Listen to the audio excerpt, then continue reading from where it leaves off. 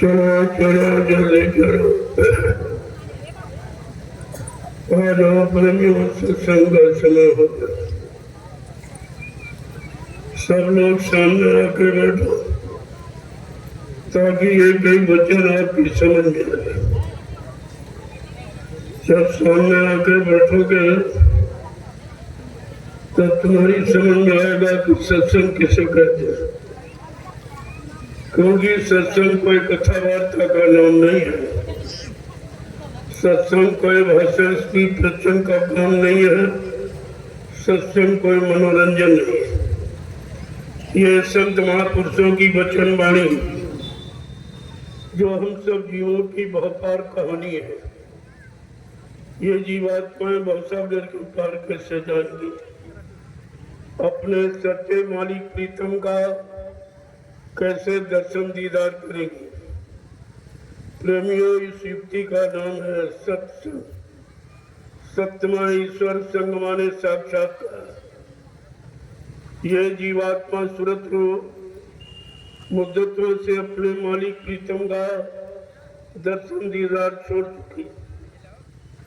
अब इसे कौन ले जाएगा, कौन पहुंचाएगा, कौन मिलाएगा? उस मिलाने वाले को कहते हैं संत सदगुरु, और मिलाने वाली युक्ति का नाम है सत्संग। ये दोनों चीजें आपको समय से मिली, लेकिन आपने उनकी कदर नहीं। किसी पुण्य कर्म के कारण संत महापुरुषों के दर पे आप पहुंच गए, लेकिन आपने उनकी कदर नहीं की, उनको जाना माना पहचाना नहीं। ये आपके जीवन का सबसे बड़ा धोखा। इस धोखे की पूर्ति रुपए पैसे धन दौलत सामान से कोई नहीं पूरी कर सकता, क्योंकि सदगुरु दयाल की दया ये रुपए पैसे से मोल नहीं मिलती और ना ही ये किराए पर चलती है। जब जैसी उनकी मौज मर्जी हम सब कलयुग के जीवों पर हो जाती है तो अपनी दया की बरसात कर देते। अब ये है उनकी दया की बरसात में कितने लोग टिक पाते, कितने छोड़ के भाग जाते। इसी को कहते हैं छटनी और कटनी। बहुत पहले एक इशारा किया गया था कि बच्चा ये मेरी संगत आगे बहुत बढ़ेगी, जैसे नदी में बाढ़ आती है इस तरह एक दिन मेरी संगत बढ़ेगी, तब बच्चा छटनी होगी और कटनी होगी। इस पर जो लोग नहीं मान पाए, बच्चों को, इशारों को, वादों को नहीं समझ पाए, तो कुदरत चटनी भी करेगी। यह सब काम आपके सामने हो रहा, लेकिन आप समझ नहीं पा रहे कि कुदरत का इशारा किस तरह का। संत महापुरुषों का सीधा संबंध कुदरत से होता है।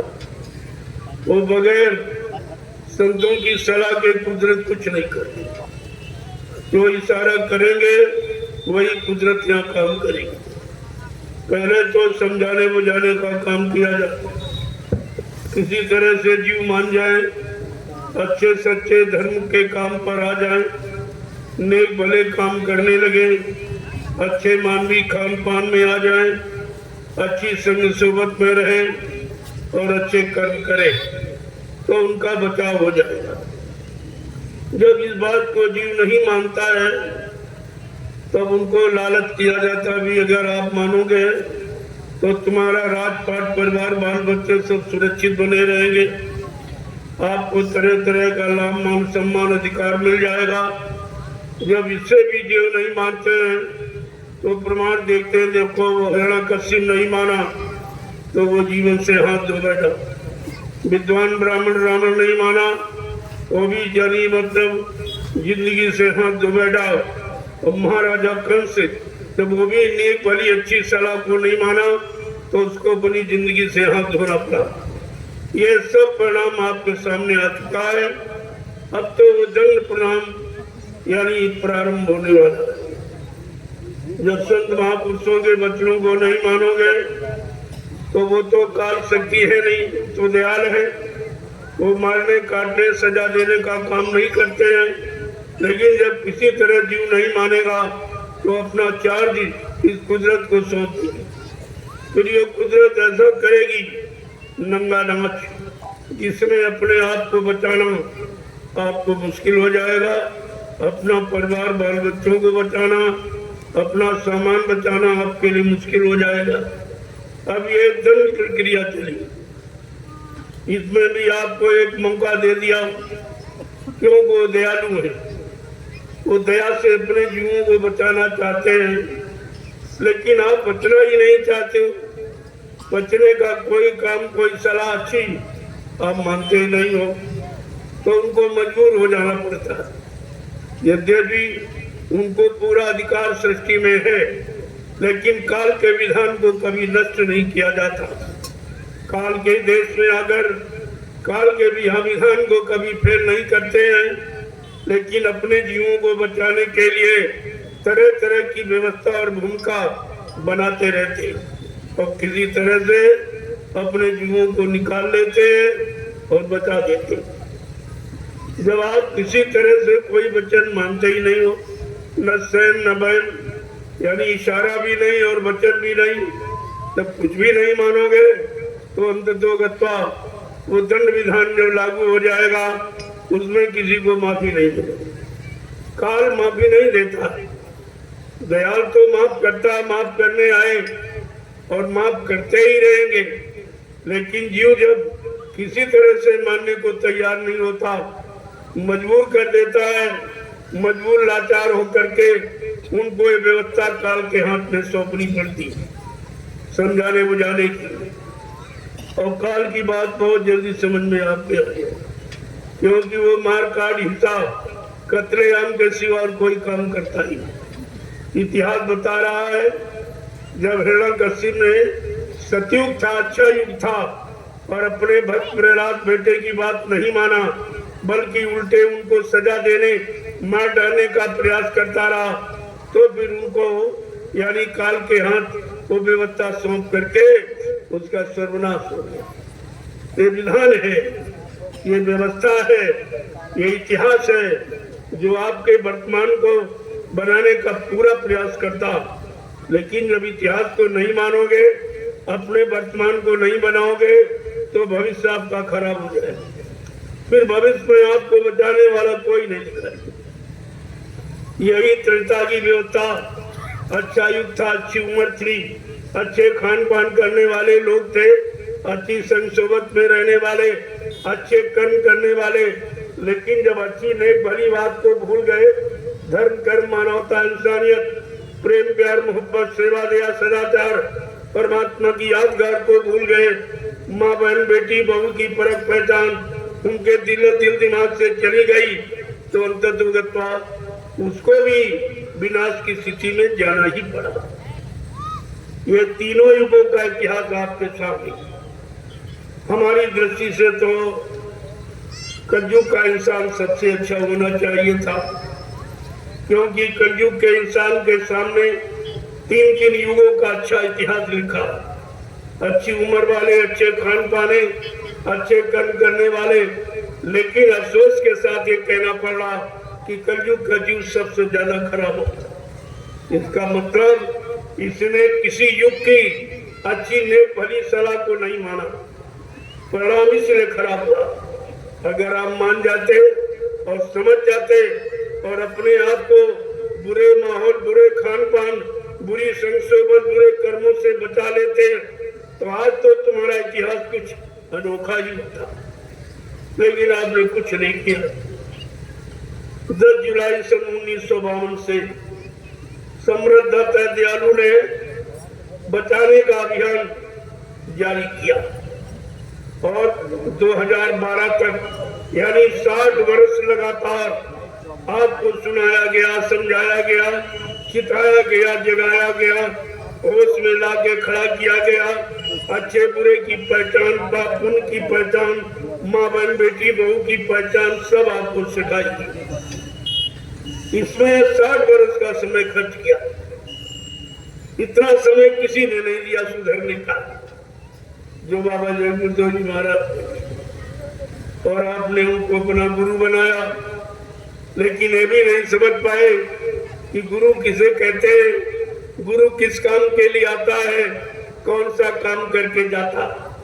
जो काम करके जाएगा उसी का इतिहास बनेगा, उसी की पूजा होगी, उसी का लोग गुणानुवाद कहेंगे, लेकिन जो काम नहीं करेगा उसका कोई इतिहास नहीं। इसलिए बाबा जी ने कलयुग में काम का आपके सामने ऐलान किया, मैं कलयुग को भगाऊंगा और सतयुग को लाऊंगा। सबको नियत सुरक्षा, रोजी रोटी की व्यवस्था बना के दूंगा, सबको शाकाहारी बनाऊंगा, सबकी जीवात्माओं को जगाऊंगा, परमात्मा से मिलाऊंगा। अगर इतना काम करके न दिखाऊं तो इस बाबा को कभी बाबा मत कहना। इतनी बड़ी बात आपके लिए, इतना बड़ा संकल्प प्रतिज्ञा हुआ था आपके लिए, लेकिन फिर भी आपकी समझ में कुछ नहीं आया। अपने सम्राट मालिक को छोड़कर आज बीच में ही भाग गए। गुरु ने आपको नहीं छोड़ा, उन्होंने तो वादा किया है कि जब तक मेरा एक भी जीव इस मृतलोक मंडल में रहेगा मैं बराबर मौजूद रहूंगा। और जिनको मैंने नाम दान दिया है इनकी जीवात्माओं को जब तक घर नहीं पहुंचा लूंगा, मैं मानव शरीर को छोड़ के जाने वाला नहीं हूँ। ये कितना बड़ा वादा है, और आप इस वादों को भी भूल गए। तुम्हारे हित लाभ की जितनी वादे थे, जितनी प्रतिज्ञाएं, आप सब भूल गए। तो बताइए आपने अपना कितना भारी नुकसान किया है अध्यात्म का। जो काम यहाँ किसी ने नहीं किया, करने का वादा किसी ने नहीं किया, वो काम आपको यानी करने का वादा भी किया गया, लेकिन आपकी समझ में तो कुछ नहीं आया, क्योंकि तुमने गुरु को पहचाना नहीं, उनके वचनों को माना नहीं, पकड़ा नहीं, अपने जीवन में उतारा नहीं। इसलिए आप गुरु के द्वारा मिलने वाले लाभ और दया से आप वंचित रहे। तो नुकसान आपने अपना किया, और इन नुकसान की पूर्ति कोई कर भी नहीं सकता। ऐसा कोई ज्ञानी ध्यानी विज्ञानी धनवान बलवान बुद्धिमान इस धरती मंडल पर नहीं है जो तुम्हारी मदद करे या तुम्हारी संभाल करे। अब तो फिर आवाज लगी है, आगे का समय बहुत खराब, जिसका कोई वर्णन नहीं कर सकता।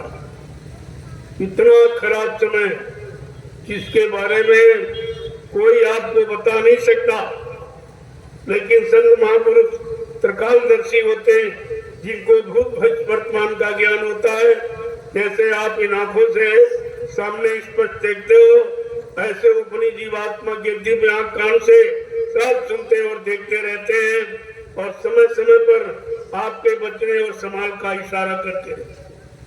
लेकिन जब आप मानोगे तब तो कुछ कितना समय निकल गया, जबकि काल शक्तियों ने एक ही बार मौका दिया, नहीं माने तो मार काट खलिहान कर दिया। लेकिन दयाल शक्ति ने दोबारा फिर आपको मौका दे दिया कि एक बार मेरे बच्चों की जानकारी फिर से दे दो, सबको जानकारी दे दो, इनको बता दो, ताकि बेचारे ये भूल भरम से निकलकर सही सच्चे रास्ते पर आके खड़े हो जाए।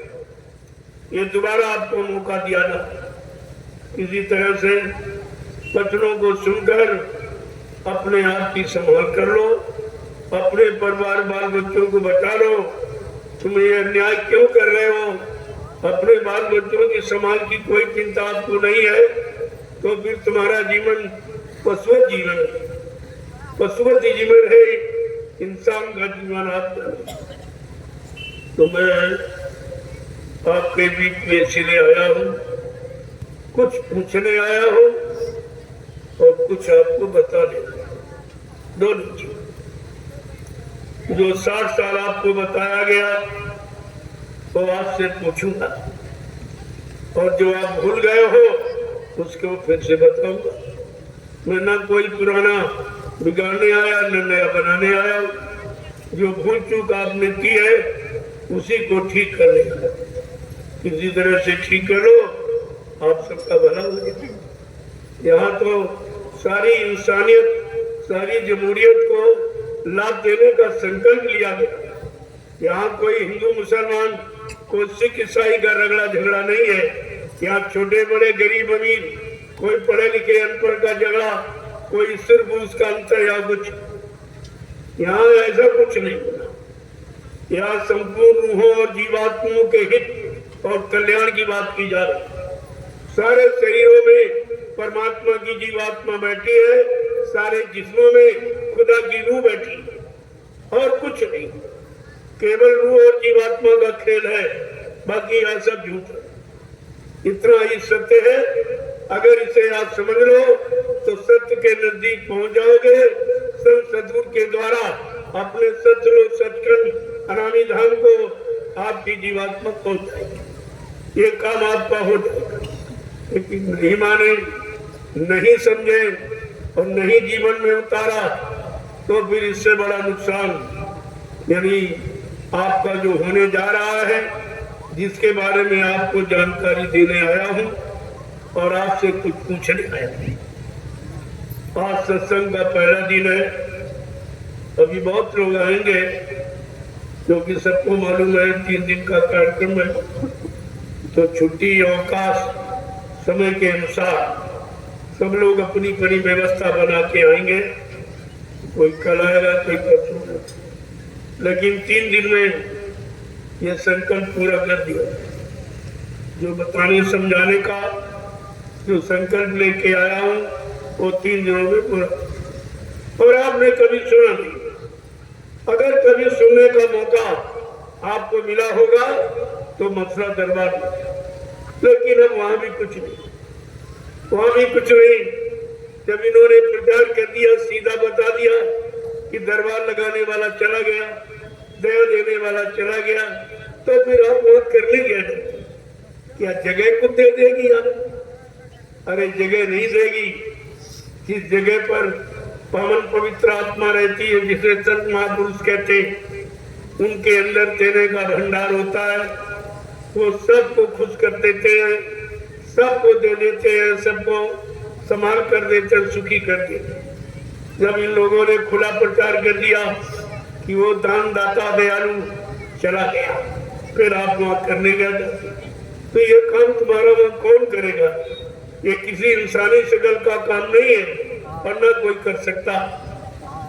जब सीधा प्रचार कर दिया कि देने वाला दाता दयालु चला गया और कहते वो कभी नहीं आएगा, फिर तुम्हारा वहां जाने से मतलब क्या निकलेगा?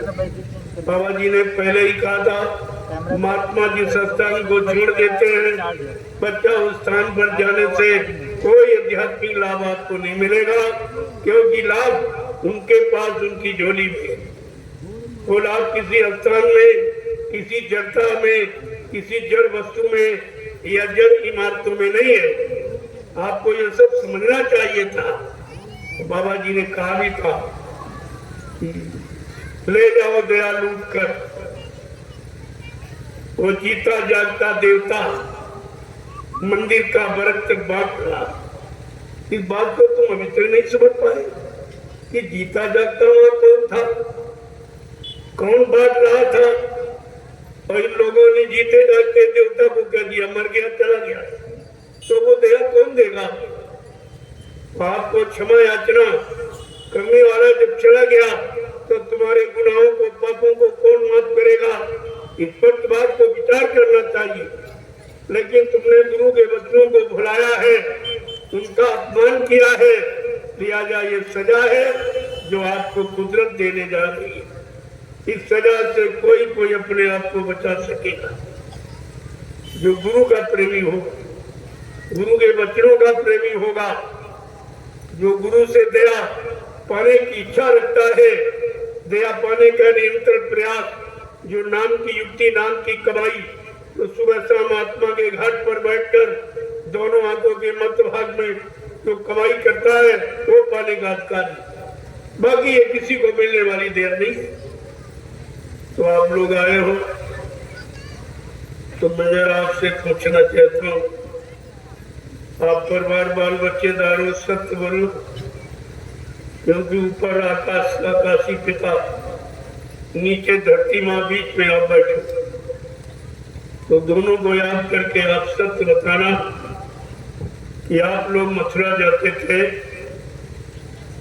तो गुरु का दर्शन करने जाते थे कि चेलों का? गुरु का। जोर से बोलिए, गुरु का। सच्चाई को मत छुपाइए।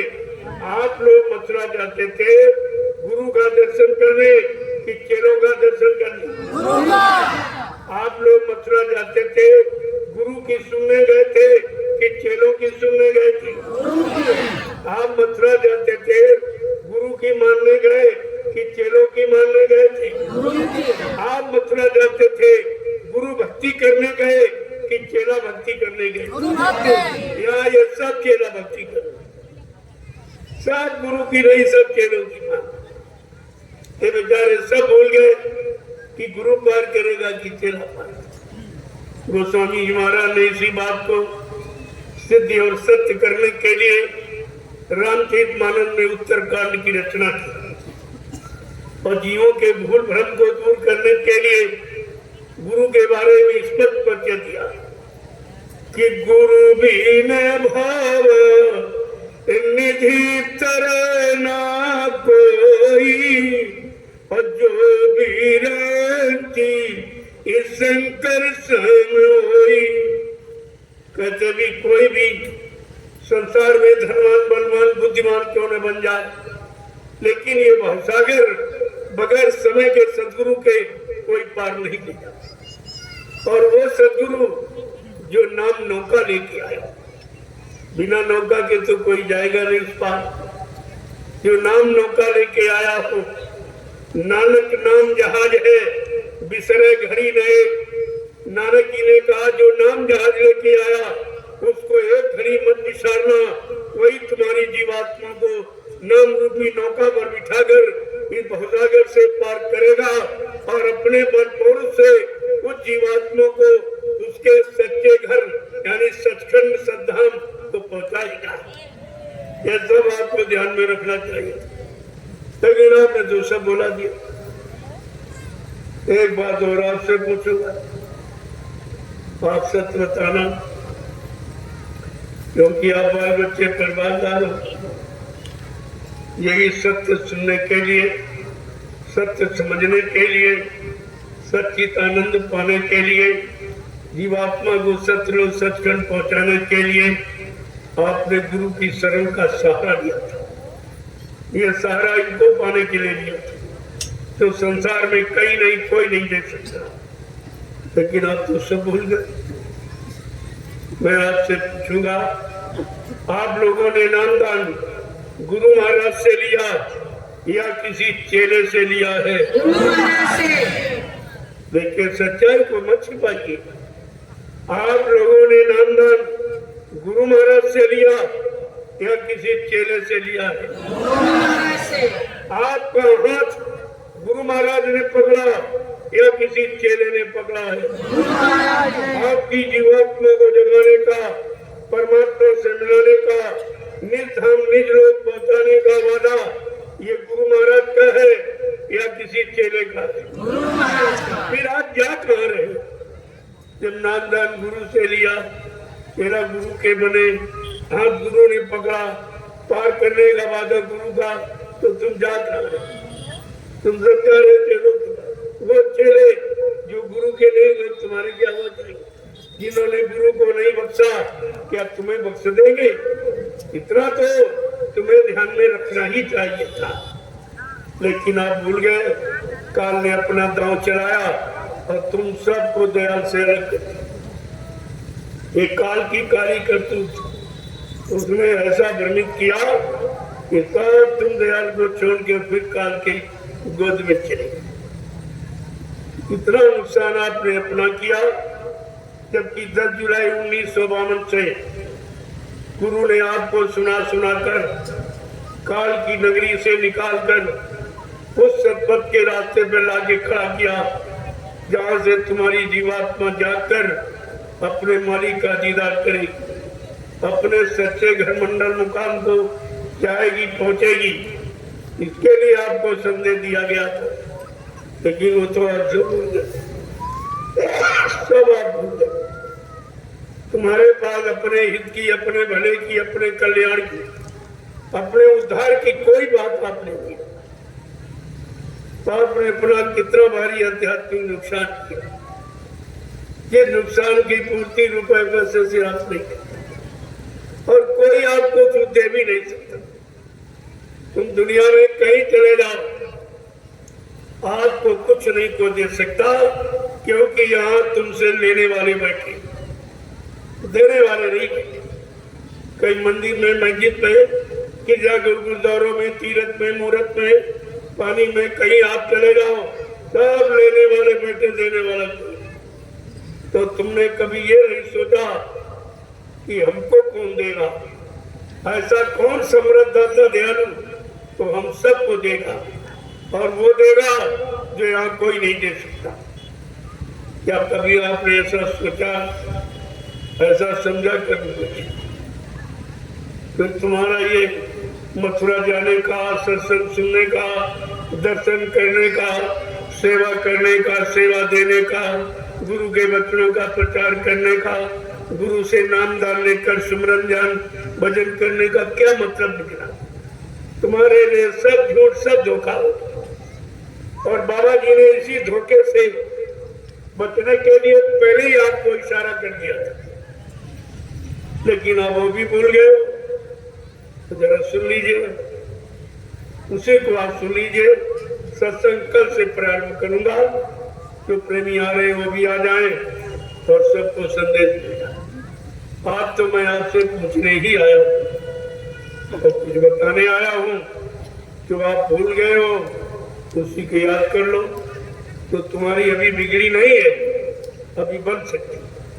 अगर अब की बात चूक गए तो फिर 84 4 खान 84 लाल नरकों की यूनियन थी। क्या कोई आपको बचाने वाला नहीं? फिर आप नरकों की तैयारी करनी, नहीं मानो तो उसका परिणाम तो यही। तो बाबा जी ने इसीलिए सब पहले ही बता दिया, क्योंकि उनका काम सृष्टि में अनोखा, जो यहाँ कभी किसी ने किया नहीं, और ये नाम कभी आया नहीं, किसी ने प्रचार कराया नहीं। जय गुरुदेव नाम का प्रचार किसी ने नहीं।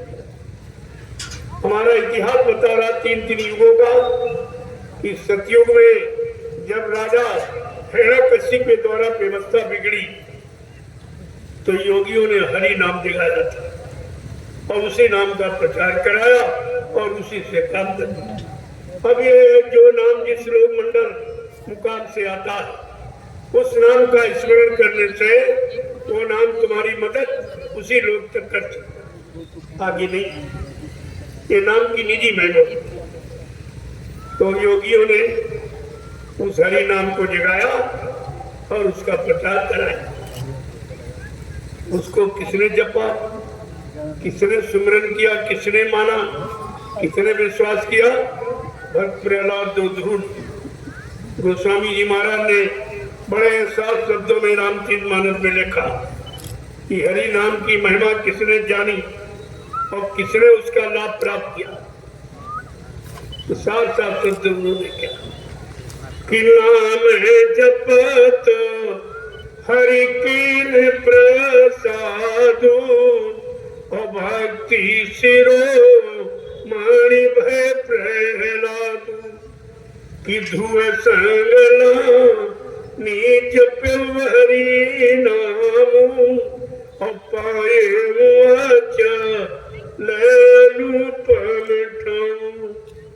कि ध्रुव प्रहलाद ने समय के हरि नाम को लिया, सुमरन किया, विश्वास किया, उस नाम के अनुसार अपने जीवन को चलाया, तो उनकी रक्षा हो। और जो नहीं माना वो मारा गया। ये इतिहास आता।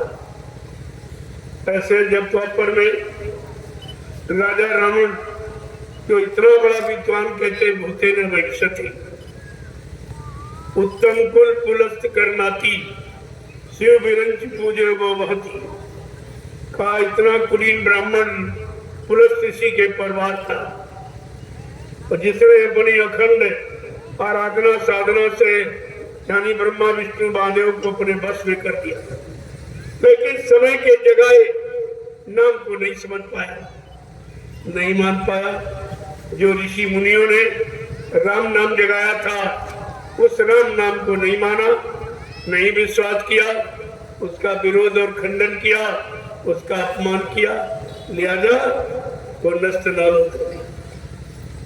और द्वापर युग का इतिहास कह रहा, जब राजा कंस के द्वारा, देखो तीनों युगों का इतिहास बता रहा कि राजा के द्वारा जब समाज की, परिवारों की, इंसानों की धर्म कर्म की व्यवस्था बिगड़ जाती है या बिगाड़ दी जाती है, तो कितना बुरा परिणाम जो इतिहास आपको जानकारी दे। राजा कंस के द्वारा जब द्वापर की व्यवस्था बिगड़ गई, वो भी धर्म कर्म को भूल गया, मानवता इंसानियत को भूल गया, माँ बहन बेटी की परख पहचान भूल गया, लिहाजा उसको भी अपने जीवन से हाथ धोना पड़ा। ये इतिहास आपका तीन युगों कि अगर तुम कोई ऐसा काम करोगे, कलयुग के जीवो, अगर तुमने कोई ऐसा काम जो तीन युगों में लोगों ने किया और राजा और शासक ने किया, या राजा शासक के द्वारा व्यवस्था बिगड़ी, तो उसका सर्वनाश हुआ और उसके साथ साथ उसकी प्रजा भी मार गई। ये इतिहास सामने आ, और आज का कितना खराब राजा के द्वारा खराब हो रहा।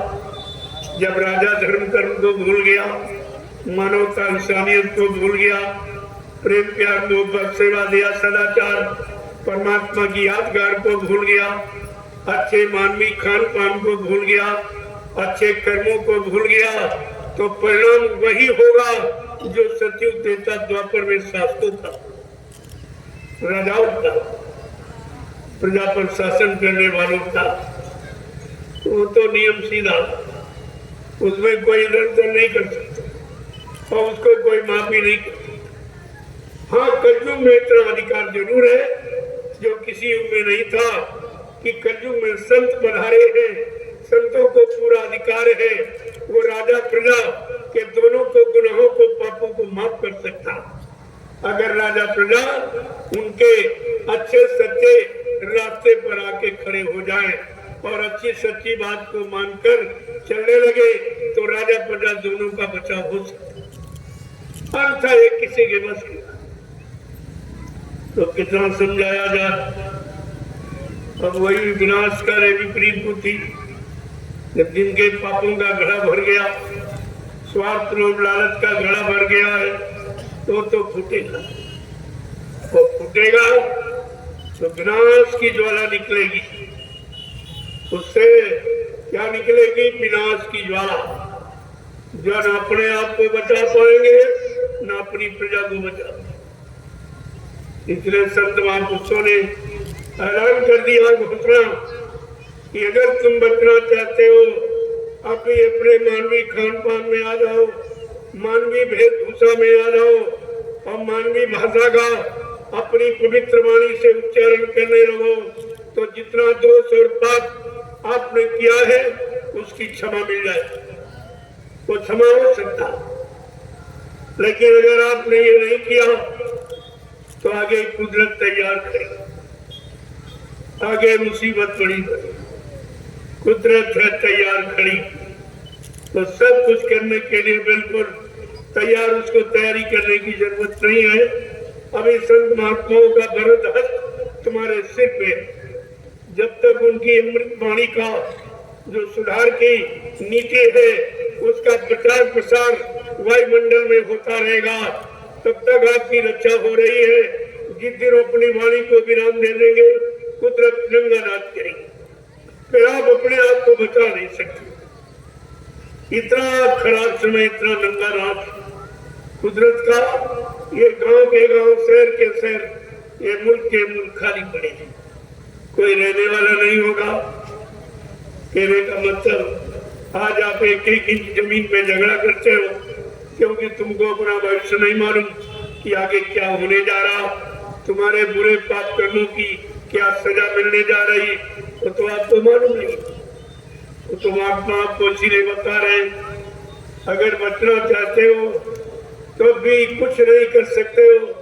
आप महात्मा धर्मात्मा नहीं बन सकते हो, त्यागी तपस्वी नहीं बन सकते हो, तो कम से कम शाकाहारी बन जाओ। तो काम है आपकी आपका बचाव कर दूंगा। अगर आप मेरे हुक्म आदेश को मान जाओ जो कुदरत के लिए है, कुदरत जिससे संतुष्ट हो जाएगी। अगर आप शाकाहारी हो जाओ तो आपका बचाव होगा। अगर इतना सरल काम अपने जीवन को बचाने के लिए, परिवार बाल बच्चों की सुरक्षा के लिए इतना सरल उपाय शाकाहारी बनने का आप नहीं अपना पाए, नहीं कर पाए, तो तुम जानो तुम्हारा काम जाने। लेकिन आप ये नहीं कर सकते हो। हमको किसी ने बताया, बचने का इशारा किसी ने नहीं किया, इसलिए ये खुलेआम सबको बताया जा रहा, जानकारी दी जा रही। जिस जानकारी के बदले आपसे कुछ लिया नहीं जा रहा। ये ऐसी अमूल्य जानकारी है जो रुपए पैसे धन दौलत सामान से आपको कोई नहीं दे सकता, लेकिन आज सतगुरु के दरबार में ये मुफ्त लुटाया जा रहा है, ये मुफ्त में आपको दिया जा रहा है।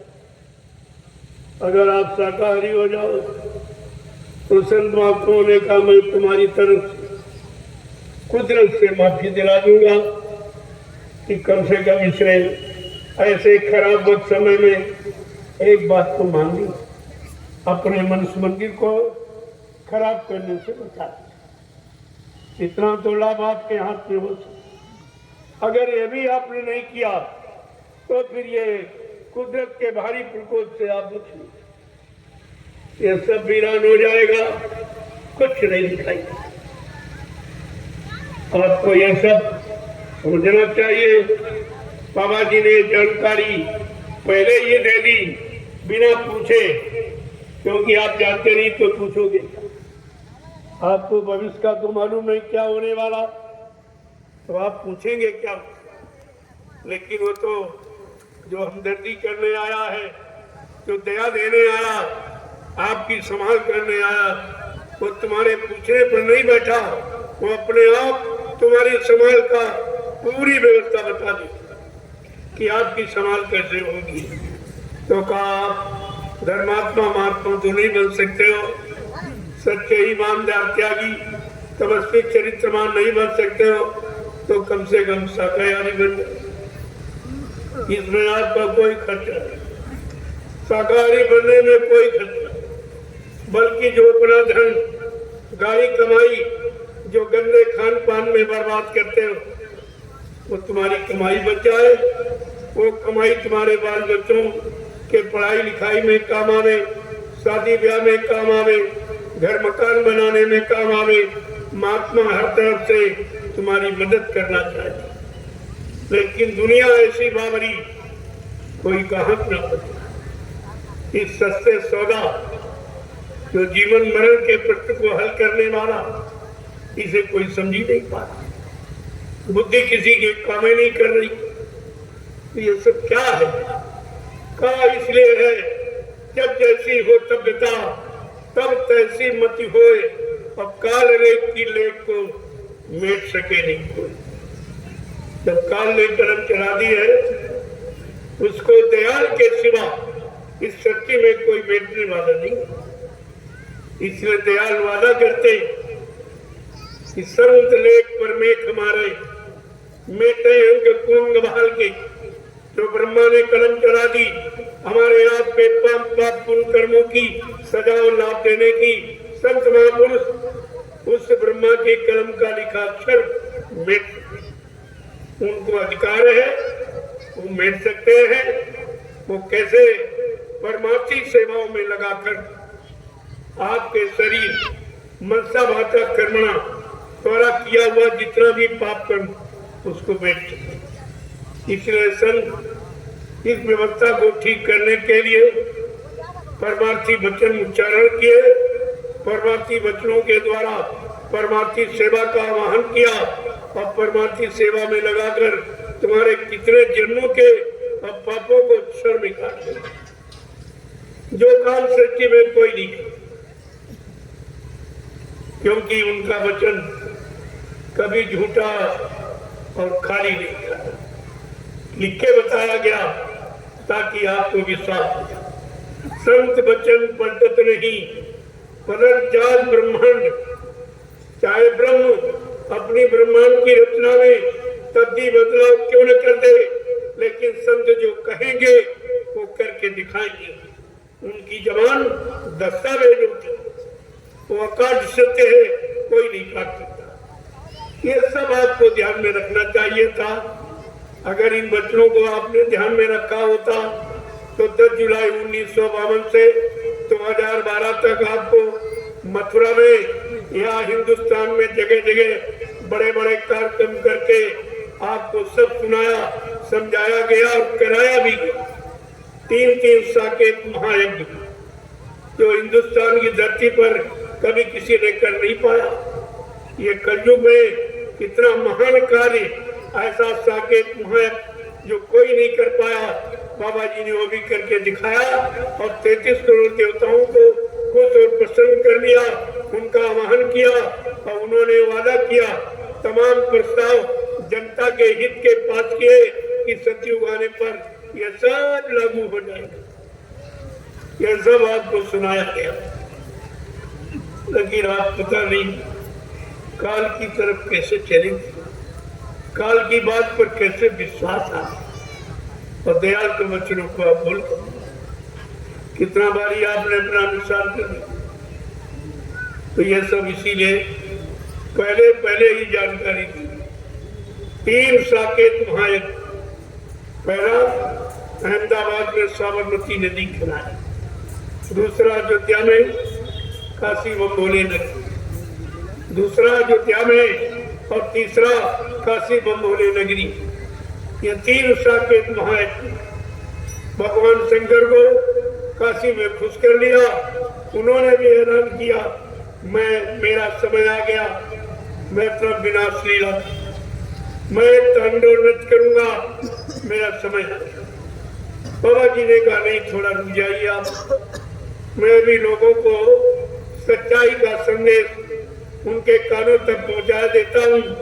जब वो न माने तब तुम्हारी इच्छा में आए वो करना। इसीलिए आपका बचाव है, यह संदेश प्रसारण वायुमंडल में हो रहा है। नहीं तो कुदरत बहुत नाराज है, कुदरत है नाराज खड़ी, आ गई मुसीबत पड़ी। लेकिन उसकी नाराजगी को संत महापुरुषों ने आश्वासन देके शांत कर रखा है कि मैं शाकाहार का प्रचार करा के लोगों को शाकाहारी बना दूंगा। जब लोग मेरे शाकाहार संदेश को न सुने, न माने, न स्वीकार करें, तब जो तुम्हारी इच्छा में आयु कर। तो आखिरी ये बचाव आपका प्रारंभ है, ये आखिरी संदेश है जो आपके बचाव का, ताकि आप ये न कर सको मेरे यहाँ कोई आया नहीं, किसी ने बताया नहीं, मेरे हित की बात, मेरे भले कल्याण की बात किसी ने नहीं बताई। सब अपने अपने स्वार्थ और लालच की बात करते थे, हमारे हित की बात कोई नहीं। इसलिए आपको ये संदेश दिया जा रहा और निस्वार्थ, कोई चंदा, कोई सेवा, कोई रुपया पैसा, कोई सामान मैंने न कभी मांगा और न मुझे कहता न कभी मांगा। ये काम मेरा नहीं है। मेरा काम जो सच्चाई की जानकारी देने का जो आदेश को मिला, मैं उसका पालन करता हूँ और आप सबसे पालन करने की प्रार्थना करता हूँ। मेरा और कोई और वो बराबर 10 वर्षों से तो 10 पूरे हुए, 11वां लग गया। बराबर आपको दे रहा हूँ सारे हिंदुस्तान में, सब जगह जाके देख लो, फिर आप दरबार में आके देख कितनी दुकानें खुल गई, देख रहे हो। धर्म के नाम पर कितनी दुकानें, गुरु के नाम पर कितनी दुकानें खुल गई। आप भी जानते हो कि दुकानों पर बगैर पैसे का सौदा नहीं मिलता, जब पैसा दोगे तभी सौदा मिलेगा। लेकिन दरबार में मुफ्त लुटाया जाता है। दरबार और दुकान का तुमने आज तक अंतर नहीं समझ पाया कि कितनी दुकानें देश में लग गई, गुरुदेव नाम से भी कितनी दुकानें लग गई, लेकिन बिना वहां दिए आपको कुछ नहीं। वो देना पड़ेगा, मिलेगा कुछ। ले भी लेंगे तो दे भी कुछ नहीं सकते कि उनके पास है नहीं। जो लेता है वो कैसे देगा? अगर होता तो लेता ही क्यों, और होता तो मांगता क्यों? जो सेवाएं मांगे, पैसा मांगे, सामान मांगे, सम्मान मांगे, अधिकार मांगे, तो समझ लो ये भिखारी, इसके पास कुछ। भिखारी मांगता है, दाता कभी नहीं मांगता। तो आपको तो सब विचार करना चाहिए, लेकिन तुम तो सब भूल गए हो, न दाता की पहचान न भिखारी की पहचान। दाता एक, भिखारी सारी दुनिया। जिसने आपको नाम का दान दिया वो दाता। देने वाला, सुनाने वाला नहीं। सुनाने वाले तो 10 साल का बच्चा अगर बाबा जी से सुना नाम देना भी सुना देगा। क्या सुनाने वाला बच्चा कुछ दे भी सकता? सुनाने वाला देता नहीं है, देने वाला है, सुनाने वाला। देने वाला कौन है? जो सतलो सच का नामी धाम आता है, नाम को जगाता है, नाम को सिद्ध करता है, नाम का प्रचार कराता है, वो नाम दान देता है। उसका दिया हुआ नाम फलीभूत होता है। लेकिन किसी ने सुन लिया और सुन के सुनाने लगे तो सुनाने वाले आपको दे नहीं सकते। जैसे हम आपको सुनाए कि रसगुल्ला मीठा होता, मुलायम होता, लाल होता, कि आप संतुष्ट हो जाओगे। कुछ देर के बाद कहोगे अरे भाई सुनाने सुनाना है, कुछ खिलाना पिलाना। आप तो पाके संतुष्ट हो।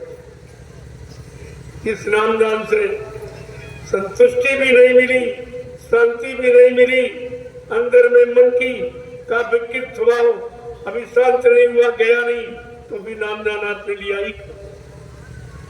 अभी आपने न लिया है न आपको दिया। अभी तो नामदान आपको दिया गया था, जब प्रेम दान दिया जाएगा तो नामदान फलीभूत। जब प्रेम दान मिल जाएगा, अभी नामदान लिया तो तुम गुरु के पीछे दौड़ते हो। जब गुरु प्रेम दान दे देगा तो अपने जीवों के पीछे घूमेगा। कहीं उसको मुसीबत आपत्ति आने नहीं देगा, कहीं उसको बुरे कर्मों खान पान में फंसने नहीं देगा। ये उसकी जिम्मेदारी बनता है। प्रेम दान देने पर गुरु की समाज की पूरी जिम्मेदारी है। लेकिन प्रेम दान कब दिया जाएगा? जब तुम्हारा पात्र प्रेम पात्र जब बनाओ, बर्तन शुद्ध होगा। प्रेम का मतलब निस्वार्थ भाव से। जब बर्तन पाक साफ निर्मल पवित्र करोगे तब उसमें प्रेम दान दे दिया जाता। और प्रेम दान देने के बाद फिर जीव को कुछ नहीं करना, फिर उसकी जिम्मेदारी होती। जब लड़की का प्रेम आप लड़के से जोड़ देते, शादी ब्याह करते, तो फिर उस लड़के की पूरे जीवन जिम्मेदारी होती है। उसके खिलाने पिलाने की, दुख तकलीफ दूर करने सब जिम्मेदारी होती। इसी तरह से जब गुरु से प्रेम दान मिल जाएगा फिर जीव की कोई जिम्मेदारी नहीं। कहता जीव तू मत करना फिक्री, लेकिन सौंप दे भली बुरी सिगरी। कि अपने पर कुछ मत रखो, न बुरा न भला, न अच्छा न खराब, न पाप न पुण्य। ये सब जब समर्पित कर दोगे तो तुम्हारे पर कर्मों का कोई दोष नहीं लगेगा। पहले बात तो संत महापुरुषों ने एक आप पर स्पेशल दया, कलयुग के जीवों पर एक स्पेशल दया की संतों ने कलयुग। कौन सी दया? बड़े साफ शब्दों में कहा, कलयुग है पुनीत प्रतापा, मानुष पुण्य हो नहीं पापा। कलयुग में एक स्पेशल दया दयालु सदगुरु दयाल ने आप पर कर दी कि आपको मनसा पाप नहीं लगेगा। अगर मन से कोई पाप कर रहे हो तो आपको नहीं लगेगा। वो क्षमा है, उसकी माफी। तो वो कितना बड़ा, क्योंकि अगर ये पाप माफ न किया गया होता तो कलयुग का कोई जीव जा ही नहीं सकता, कोई जीवात्मा जगी नहीं सकती, घर पहुंची नहीं सकती है। क्योंकि मन इतना खराब और दूषित है कि वो कभी अच्छा सोचता नहीं, बुरा और पाप कर्मों के सिवा कुछ नहीं सोचता। इसलिए संतों ने दया की कलयुग के जीवों पर कि कोई मनसा पाप नहीं लगेगा। इसलिए आपको कितना बड़ा लाभ ये दे, जो लाभ सृष्टि में किसी ने नहीं दिया, न सत्युग में ऋषि मुनि योगी महर्षियों ने दिया, न अवतारी शक्तियों ने, न ज्ञानी विज्ञानियों ने, किसी ने ये दया पर नहीं की है जो दया कलयुग में संतों ने आप पर कर दी कि कलयुग के जीव को मनसा पाप नहीं लगेगा, ये माफ कर दिया। ये कितना बड़ा काम हो गया। फिर भी तो आपने विश्वास नहीं किया उनका, फिर भी छोड़ के आप आ गए। तो बाबा जी को ये सब पहले बताना पड़ा कि मेरे जीव मेरे बारे में कहीं शंका न कर बैठे, मेरे बच्चों कहीं भूल न जाए, कहीं चूक न हो जाए उनसे, इसलिए उनको कहना पड़ा। जरा सुन लीजिए जो आप भूल गए हो। पहला वादा क्या किया? अपना परिचय दिया कि हम आए वही देश से जहां तुम्हारा धाम, तुम सबको घर पहुंचाना एक हमारा काम। इस मृत्यु मंडल पर आने का मेरा एक ही कारण है कि मैं तुम्हारी जीवात्मा को जगा के घर पहुंचा। गुरु ने क्या वादा किया कि तुम्हारी जीवात्मा को घर पहुंचाऊंगा। यहाँ चेलों ने गुरु को पहले ही पहुंचा दिया। जरा ये चेलों को देखिए, गुरु कह रहा मैं तुमको घर पहुंचाऊंगा, अब चेलों ने गुरु को पहले ही पहुंचा दिया। ये कितना बड़ा नैतिक, कितना बड़ा गुरु का अपमान, उनके बच्चों का, उनकी दया का कितना बड़ा अपमान किया है। क्या इनको कभी माफी मिल जाए? अरे आगे आने वाले भविष्य में ये लोग अपने आप को बाबा जय गुरुदेव जी महाराज का शिष्य भी नहीं कहला सकेंगे। इन्होंने शिष्य बनने का अधिकार भी खो दिया, ये भी अधिकार खो दिया। अब इनको कौन बचाएगा? जब आप पर आफत मुसीबत आती थी, बीमारी में, और से गुरु महाराज को याद करते थे। इन लोगों ने तुम्हारा वो भी रास्ता खत्म कर दिया, प्रचार कर दिया कि बाबा जी मर गए, चले गए, अब वो कभी नहीं आएंगे।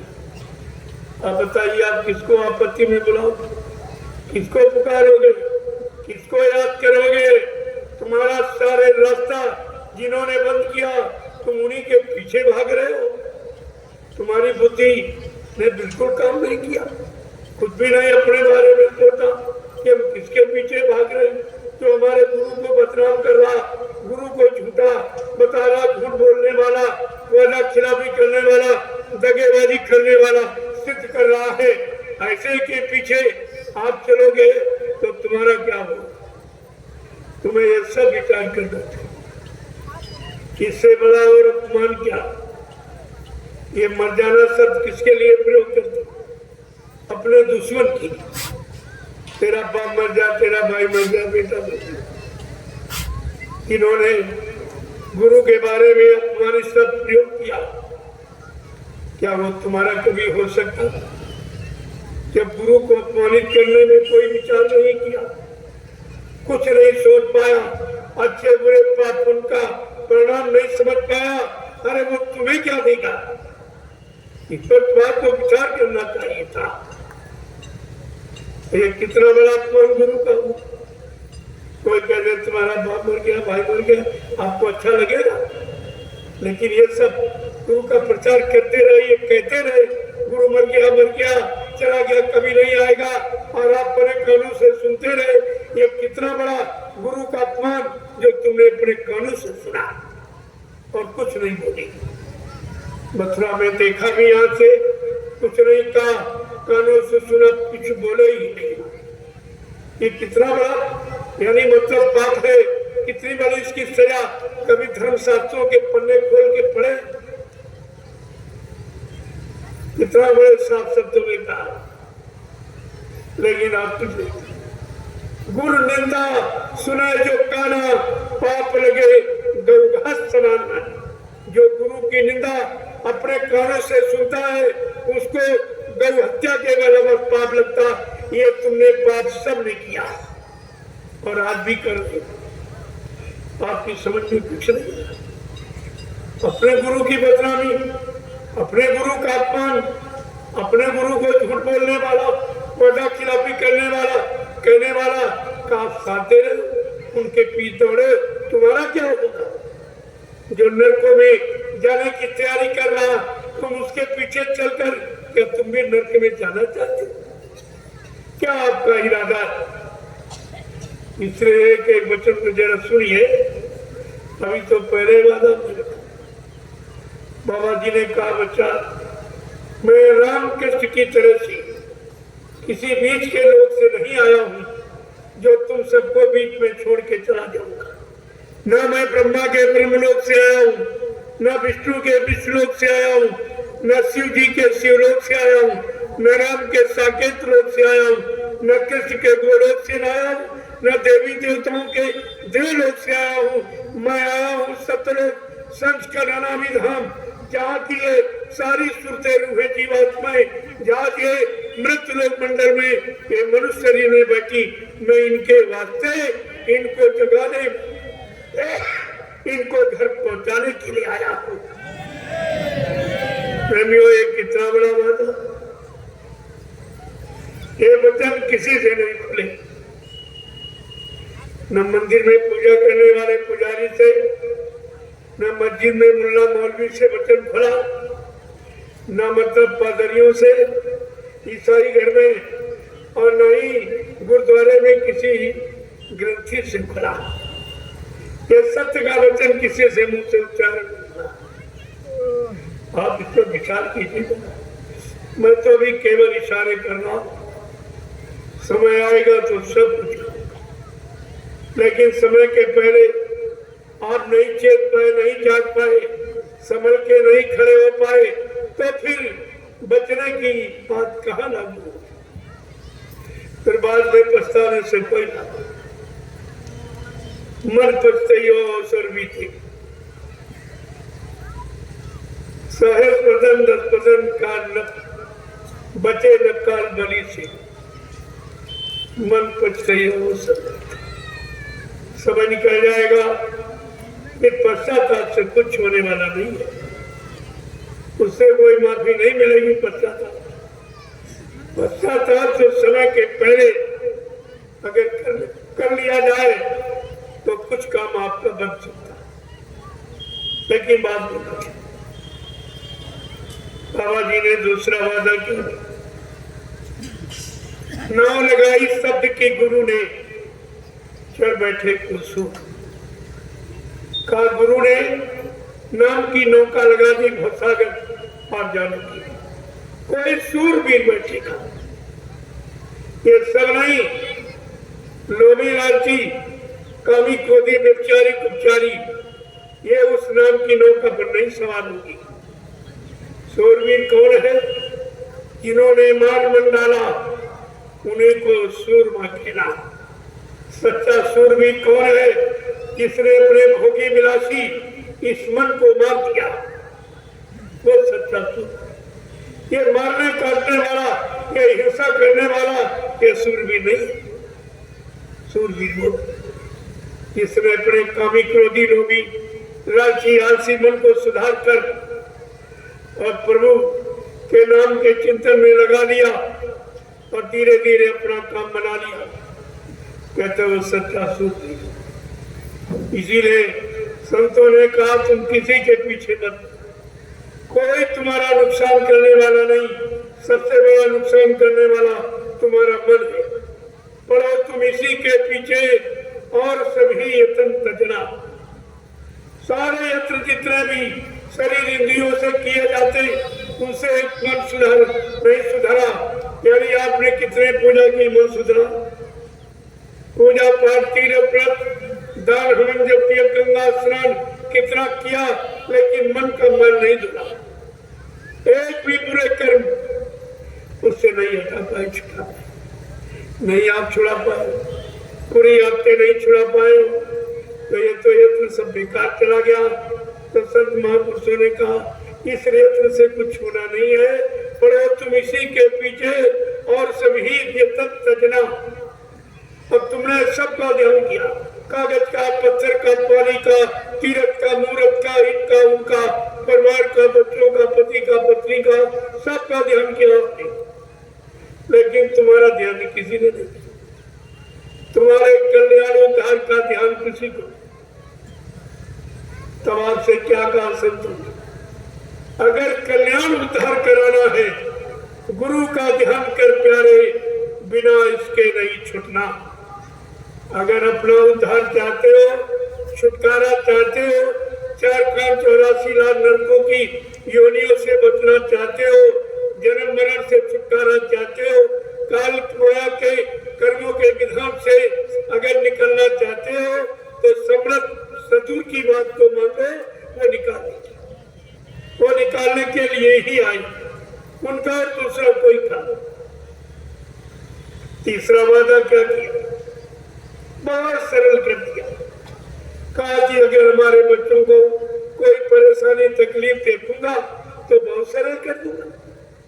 वो भी आपके लिए कर दिया। क्या भाव सागर भरो नहीं, ये प्रताप हमार निश्चय करके मान ले तो तुरंत उतारू पार। कहा तू कुछ न कर, केवल मान ले, मान ले, जान ले, पहचान ले, तो तुझे भवसागर से पार। अब ना तो आत्मा कान बंद करना, ना आला माला घुमाना, कुछ नहीं, केवल मान लो और जान लो और पहचान लो, तो मैं तुम्हारी जीवात्मा को तुम्हारे घर पहुंचा दूंगा। तुम्हें कुछ करने की जरूरत ही नहीं। इससे सरल प्रेमी और क्या हो सकता। इतनी सरल युक्ति किसी ने आने रखी नहीं, किसी ने नहीं बताई। कोई ऐसी सरल युक्ति लेकर इस पृथ्वी मंडल बनाया ही नहीं, और फिर भी आप भूल गए, ऐसे मालिक को भूल गए। तो यह सब जानकारी देने के लिए ही तो आपसे कहा गया था कि कहीं तुम भूल भरम में मत फंस जाना, किसी लोभी लालची के कहने भटकाने भरमाने में ना जाना, नहीं तो दया के भंडार से तुम करोड़ों को दूर चले जाओगे, फिर तुम्हारा वापिस आना बड़ा मुश्किल हो जाएगा। और क्या कहा, कहा मैं किस लिए आया हूं ये भी समझ लो, कौन सा काम करके जाऊंगा ये भी जानूं। क्या कहा, मैं परिवर्तन करने आया हूं, परिवर्तन करके ही जाऊंगा। कोई भाई का हमें इस परिवर्तन से न रोक सकता है, न मेरा काम कोई कर सकता है। क्या ये भी आपकी समझ में नहीं आया कि मेरा काम कोई कर भी नहीं सकता और हमको काम को करने से कोई रोकने वाला पैदा ही नहीं। ये कितना बड़ा चैलेंज है। लेकिन आपकी समझ में तो कुछ नहीं आया कि हमारा गुरु कितना महान है, कितना सर्वशक्तिमान, जो हमारे हित, हमारी जीवात्मा के कल्याण के लिए ऐसे अनोखे वादे कर रहा, संकल्प ले रहा, प्रतिज्ञा कर रहा, आप फिर भी भूल गए। बाबा जी ने और क्या कहा मैं किस लिए आया हूं, कहा मैं कलयुग का इतिहास बनाने आया हूं। ऐसा इतिहास बनाऊंगा जो भूते न भविष्यते, सतयुग त्रेता द्वापर के लोग अपने अपने युग का इतिहास पढ़ना भूल जाएंगे। मैं इसी भारत भूमि पर ऐसा चमत्कार करके दिखाऊंगा जिसको हिंदुस्तानी नहीं सारा विश्व नमस्कार करेगा। प्रेमियों कितनी बड़ी बात है, सारा विश्व नमस्कार करेगा। ये कितनी बड़ी योजना है, कितनी बड़ी सबके हित कल्याण की भूमिका, जिसको हम समझ नहीं पाए। और क्या कहा मैं कलयुग का इतिहास, सतयुग तो त्रेता द्वापर के इतिहास बन गए, वही आपको सुनाए पढ़ाए जा रहे। तुम्हारा उससे कोई भला होने वाला है नहीं। क्यों? गुजरा हुआ जमाना आता नहीं दोबारा। जो वक्त घड़ी समय निकल जाती है वो बार में हाथ में नहीं आती। वो तो केवल जानकारी के लिए लिख के रखे गए कि जान लो कि सतयुग त्रेता द्वापर के इतिहास को पढ़ लो और अपने कलयुग के होने वाले इतिहास में शामिल हो जाओ और समझ लो और विश्वास करके उसका लाभ प्राप्त कर लेना, इसलिए इतिहास लिखे। और सब इतिहासों को आपने तिलांजलि दे दी, इतिहास का उपहास आपने किया। और बाबा जी क्या कह रहे, जो कलयुग के जीवों का इतिहास बनाने आया, और तुम करो बाबा जी मर गए चले गए। जो तुम्हारा इतिहास बनाने आया तुम उसी को नहीं समझ पाए। ये तो काम कोई कर ही नहीं सकता। यह इतिहास कोई नहीं बना सकता, कोई इंसानी शक्ल, कोई ध्यानी विज्ञानी या धर्मान बलवान बुद्धिमान ये कलयुग का इतिहास नहीं बना सकता। कितनी बड़ी बात है। और इतिहास किसी के बस की बात नहीं बना दी। इसलिए ऐसे वादे आपके सामने पहले किए गए कि कोई तुमको भूल भ्रम संदेह में फंसा नहीं सकता, अपने स्वार्थ लोभ लालच में कोई अटका नहीं सकता, अगर मेरे बच्चों को याद रखोगे तो। और आप भूल गए, फंस स्वार्थी लोभी लालचियों के चक्कर में भी चलेंगे। परमार्थ का सच्चा रास्ता आपने बना दिया। तो कितनी बड़ी बात है। जब नाम दान दिया तब भी आपसे वादा किया कि बच्चा मैं अजर अमर देश से आया, मैं मरने वाले देश से नहीं आया हूं। पहले आपको परिचय दे दिया, मैं अजर अमर देश से आया हूं। अब जब तक मेरा एक भी जीव यहाँ रहेगा मैं बराबर मौजूद रहूंगा। जब मेरे जगह सारे जीव चले जाएंगे मैं पीछे से जाऊंगा। ये कितना बड़ा वादा, इसको भी आप भूल गए। तो आपने कितना बड़ा नुकसान किया। गुरु के अनमोल बच्चों को भुलाकर आपने कितना अपना आत्मिक नुकसान किया। आत्मा के उद्धार तरक्की का इतना भारी नुकसान आपने अपना किया। और अब भी लोगों की समझ में नहीं आया, अब भी नहीं। वो तो इसलिए कि जिन्होंने संगत का धन खाया, प्रेमियों का धन लूटा, उनकी समझ में कमी नहीं। और मेरे सत्संग में कभी वो कभी नहीं आएंगे और उनकी जरूरत नहीं। ऐसा दागी माल हम रखते ही नहीं जो सबको खराब। एक दागी फल रख दीजिए तो करिए सारे फल रात भर में खराब। वो मेरे सत्संग में नहीं,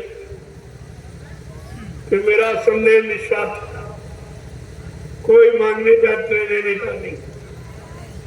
और आपके सामने जो आपने बड़ी श्रद्धा से, सेवा भाव से जो हमको आपने समर्पित किया, 1 रुपया 2 रुपया 10 20 50 100 1000 जो भी आपने की, मैं उन्हीं को संभाल में रखकर 3 आश्रमों का निर्माण कर दिया। एक मथुरा का आश्रम जो 45 करोड़ जीवों की गाड़ी कमाई से बना, उसको भी सुरक्षित नहीं रख पाए। अब मैंने इन 10 वर्षों में 3 आश्रमों का निर्माण कर दिया आपकी गाड़ी कमाई की। जवाब के सामने तो ये कोई नहीं कर सकता, किसी की ताकत नहीं है काम करने। आप देख लीजिए सब काम आपके सामने हो रहा। मैंने न पहले किसी से मांगा, न आज मांगता हूँ, न आने कभी मांगूंगा, क्योंकि मेरे गुरु ने मुझे भिखारी बनाया नहीं, मुझे भिखारी नहीं बनाया। कहा तुम साथ के बेटे साथ वो कभी भीख नहीं मांगता।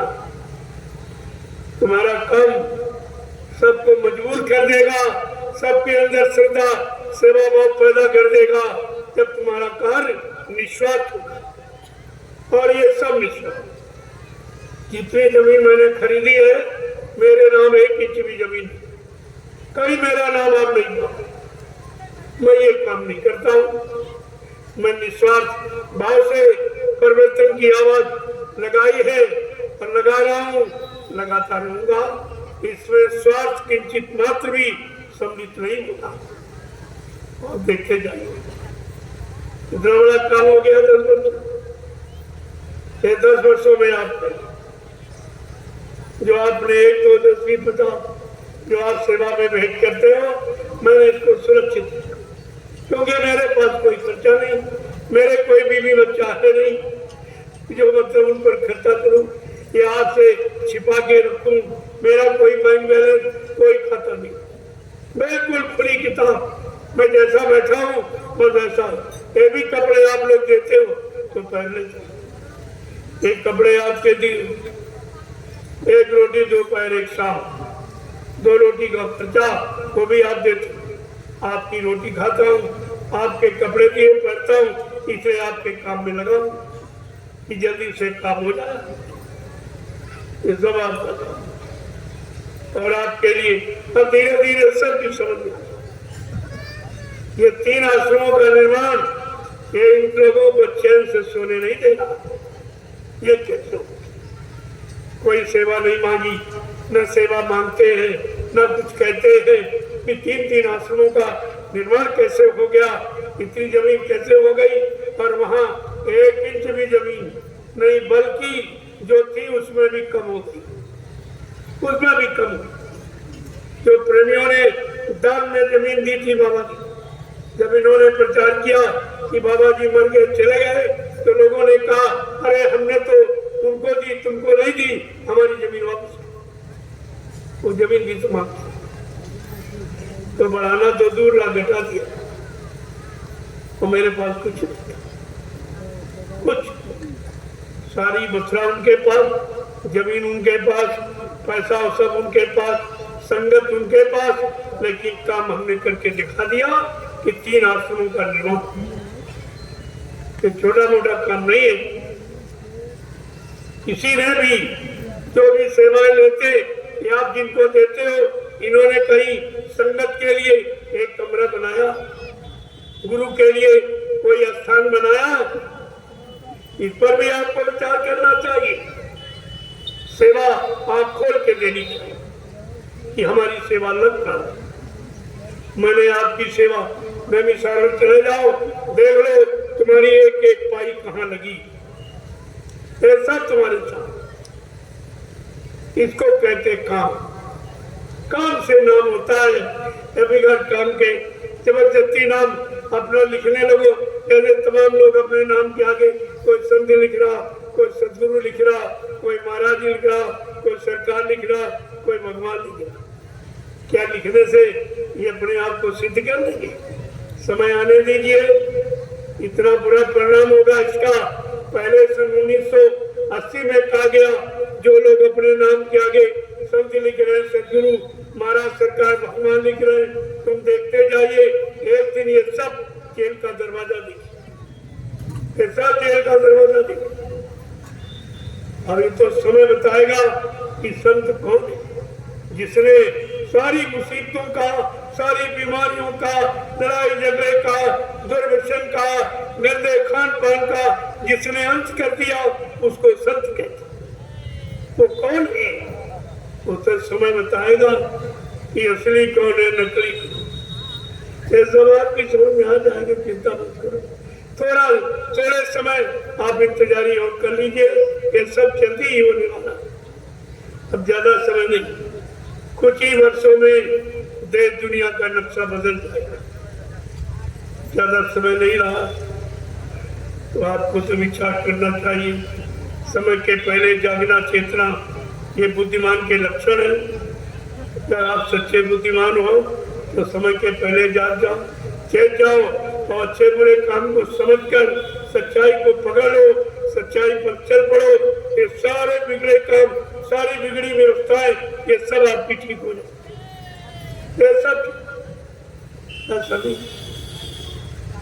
क्योंकि बाबा जी का वादा है कि मैं कलयुग को भगाऊं और सतयुग को लाऊंगा, सबको न्याय, सुरक्षा, रोजी रोटी की व्यवस्था बना के दूंगा, सबको शाकाहारी बनाऊंगा, सबकी जीवात्माओं को जगाऊंगा और परमात्मा से मिलाऊंगा।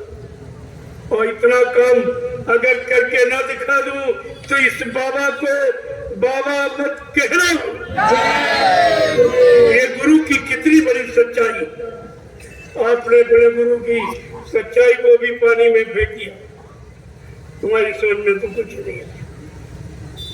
आज का बच्चा भी तो महात्मा समझा रहे, सब तरफ से मना रहे, आपको बुरे पाप कर्मों में माफी भी दिला रहे। अगर तुमने उनकी बात न मानी, उन पर विश्वास न किया, तो पीछे कुदरत खड़ी है, अपने एक डंडे लपड़ थप्पड़ में 20 करोड़ का वारा न्यारा सेकेंडों में कर देगी। और जितने जिम्मेदार ये जो काले नीले पीले हरे लाल झंडे लिए घूम रहे हैं, ये अपने अपने झंडों को फेंक कर अगर तुम्हारे जय गुरुदेव प्रभु नाम के झंडे के नीचे अगर ना आ जाए, तो इस बाबा को बाबा मत कहना। कितना बड़ा वादा आपके लिए, आपने तो सब कुछ भुला दिया। तो भूल गए तो आप भूलैया में पड़, परेशानियों में चले गए, बीमारियों में, तरह तरह की बीमारी। अभी एक कोरोना नाम की बीमारी आई, जिसको बाबा जी बराबर 1980 से आपको जानकारी दे रहे थे, लेकिन उन्होंने खोला कब? 6 नवंबर 1986। ये लिख लो, तारीख कोई नहीं बताएगा, ये किसी को नहीं मालूम। 6 नवंबर 1986 को ये बाबा जी ने घोषणा की, अगर तुम लोग शाकाहारी न बने, सदाचारी न बने, अच्छे नेक भले सच्चे ईमानदार चरित्रवान न बन पाए, तो कुदरत की तरफ से एक भारी बीमारी आ गई। उस बीमारी का नाम है कोरोना। एक कोरोना नाम 6 नवंबर 86 में बताया। ये तो बात में अल्लाह बचाए, अगर पहले मान लेते तो ये कोरोना नाम की बीमारी नहीं आती। तो कहा कि कोरोना क्या क्या न करो तो बीमारी नहीं आएगी, अगर करना बंद नहीं करोगे जरूर करो ना, क्या ना करो। अंडे मत खाना, अंडा मुर्गी का मासिक धर्म कितनी बड़ी गंदगी है, और उस गंदगी खाने से कैसे कैसे यानी भयानक जानलेवा बीमारियां रोग तैयार हो जाएंगी। और कहा किसी पशु पक्षी का मुर्दा मांस मत खाना, क्योंकि तुम्हारा शरीर तुम्हारी मशीन अन्न की है, फल फ्रूट मेवे की है, घी दूध पचाने की है, तुम्हारी मशीन मुर्दा मांस पचाने की नहीं है। इसमें मत डालना, ये मशीन खराब हो जाएगी, तरह तरह की बीमारियां भयानक जानलेवा पैदा हो जाएंगी, फिर तुम अपने आप को बचा नहीं पाओगे। ये सब आपको समझाया गया, ऐसा नहीं आप कह सकते कि हमको बताया नहीं गया। ये घूम घूम कर पूरे यानी भारत में बाबा जी ने घूम घूम कर कोई प्रांत, कोई तहसील ब्लॉक शहर कस्बा गली गांव पूछा छोड़ा नहीं था, जहाँ पर संदेश न दिया हो, जानकारी न दी हो, लेकिन आप लोगों ने हंसी मजाक समझा और संत महापुरुषों की वाणी को नहीं समझा, तो मुसीबत आपत्ति बीमारी तुम्हारे सिर पे आगे सवाल। अब इससे बचाना राजा गांधी का, वो खुद ही नहीं बच पाएगा, तुम्हें क्या बताएगा? वो तो खुद ही नहीं बच पाएगा, तुम्हें क्या बताएगा? आप देखते जाइए, सब तुम्हारे सामने बोला, जथा राजा तथा प्रजा, धर्मी राजा धर्मी प्रजा। अगर जैसा राजा है वैसी उसकी प्रजा होगी। अगर राजा धार्मिक है तो अपनी प्रजा में धर्म का प्रचार कराएगा, मानवता इंसानियत प्रेम प्यार मोहब्बत का संदेश दिलाएगा और लोगों को शाकाहारी सदाचारी ब्रह्मचारी बनने की प्रेरणा देगा। ये तो राजा पर निर्भर है। लेकिन जब राजा गंदे खान पान को अपनाएगा, गंदे खान पान को प्रोत्साहित करेगा, उनको प्रोत्साहन देगा, उनका बढ़ावा करेगा, तो फिर ये देश सब राजा पर लागू हो जाएगा। ये सब विचार करना चाहिए था। मेरे 15 सितंबर 2023 को बलिया में मैंने घोषणा की थी।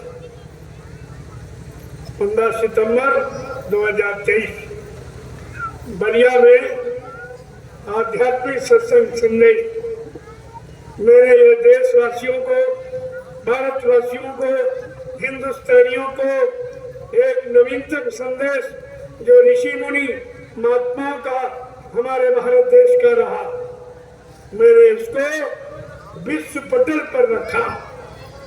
कि अगर आप लोग अपने आप को बचाना चाहते हो और चरित्रवान, सच्चे, ईमानदार बनकर अपना इतिहास में नाम दर्ज कराना चाहते हो तो आप भारतीय बन जाओ, भारतीय बन जाओ।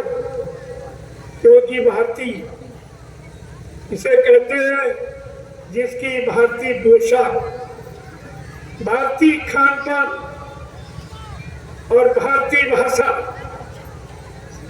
जो इसका प्रयोग करेगा वो भारतवर्ष में भारतीय कहलाने का अधिकारी होगा। आज भारतीयता की उपवास किसी में नहीं। कोई अपने आप को चैलेंज के साथ भारतवासी नहीं कर सकता, क्योंकि आप में भारतवासी कहलाने की कोई पहचान नहीं। हर देश की पोशाक, हर देश का पहनावा अलग अलग। हमारे भारत देश का जो ऋषि मुनि महात्माओं के द्वारा जो सादगी का पोशाक थी, कुर्ता और धोती, कमीज और पैजामा और सिर पर टोपी और पगड़ी और लंगोटी, ये हमारे भारतीयता को नवीनतम रूप देने का ये तौर तरीका, जिसको मैंने 15 सितंबर 2023 को घोषणा की। पूरे भारत के रहने वाले लोगों से मैंने अपील और प्रार्थना की, अगर आप भारत का नाम ऊंचा करना चाहते हो, विश्व विजयी भारत को बनाना चाहते हो, विश्व गुरु भारत को कहलाना चाहते हो, तो आप सब लोग मेरी प्रार्थना स्वीकार करें कि आप भारतीय वेशभूषा में आ जाए। भारतीय सच्चा खान पान, जिसे शुद्ध शाकाहार कहती, जो हमारा जन्मसिद्ध अधिकार, हम जब पैदा हुए तो हमको मांस नहीं खिलाया गया, अंडा नहीं खिलाया गया और दारू नहीं पिलाई गई। हम सबको हमारी माँ ने अपना दूध पिलाया। ये दूध शुद्ध शाकाहार, यानी हमारा सबका जन्मसिद्ध अधिकार है शाकाहार बनने का। ये कोई नया नहीं है, ये पुराना जन्मसिद्ध अधिकार है। तो आपको ये सब करना चाहिए। मैंने लोगों से प्रार्थना की है और ये बात आज तक किसी ने नहीं की। पूरे हिंदुस्तान में जितने प्रधानमंत्री, मुख्यमंत्री, राष्ट्रपति हुए, उनके मुख से ये आवाज नहीं निकली।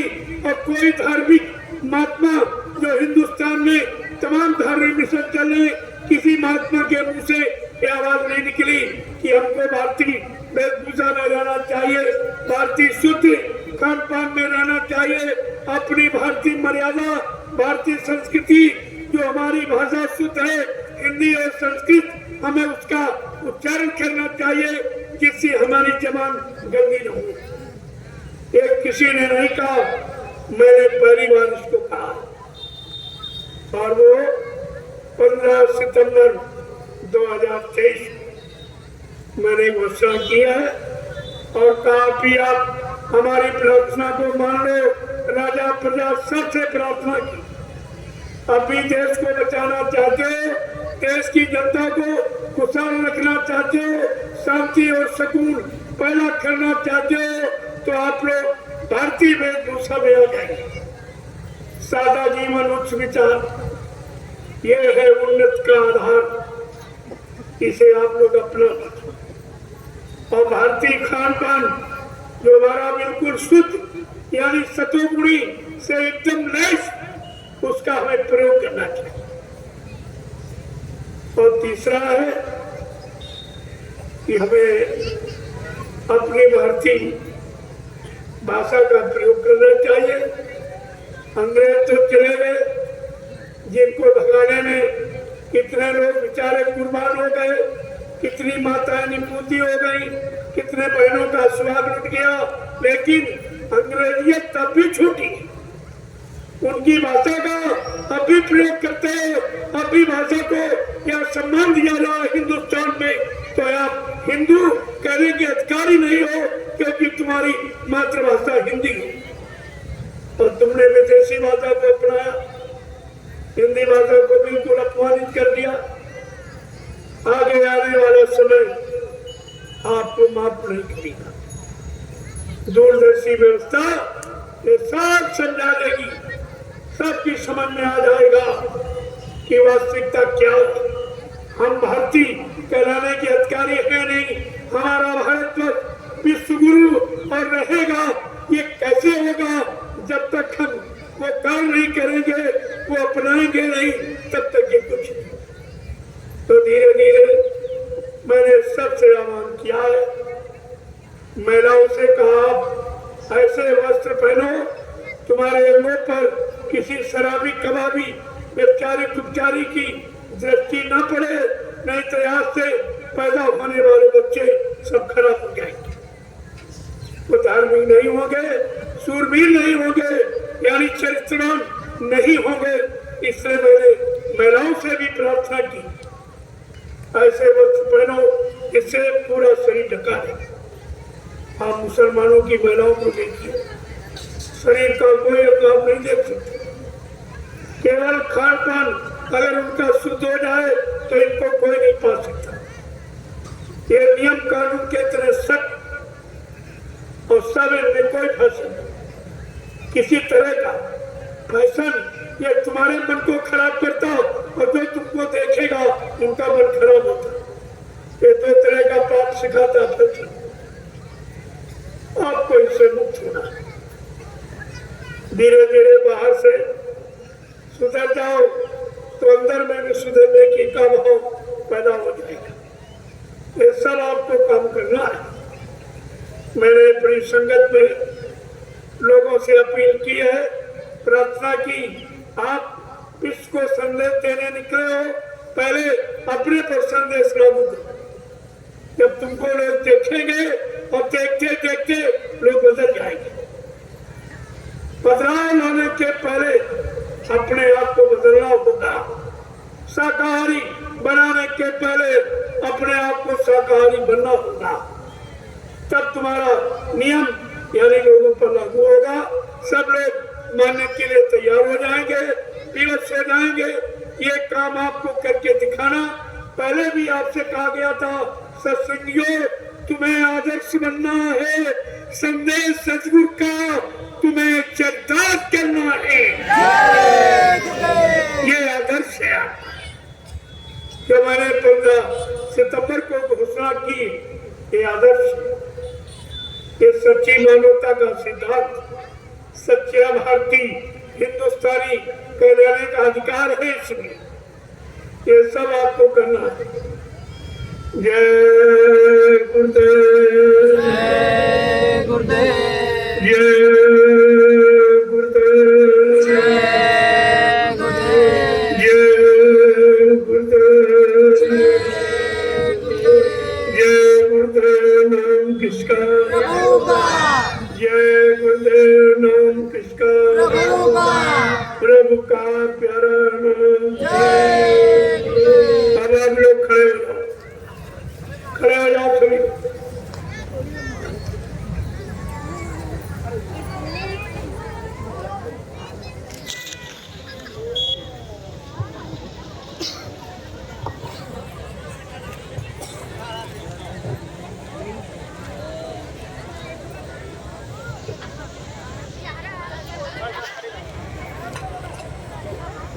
जय गुरुदेव, जय गुरुदेव, जय गुरुदेव, जय गुरुदेव। जय गुरुदेव। नाम किसका? प्रभु का। जय गुरुदेव। नाम किसका? प्रभु का। प्रभु का प्यारा नाम। जय गुरुदेव। जोर से बोलो, काम मिल बोलो, बोलना होगा, अभी से बोलो, दुख दर्द हरेंगे,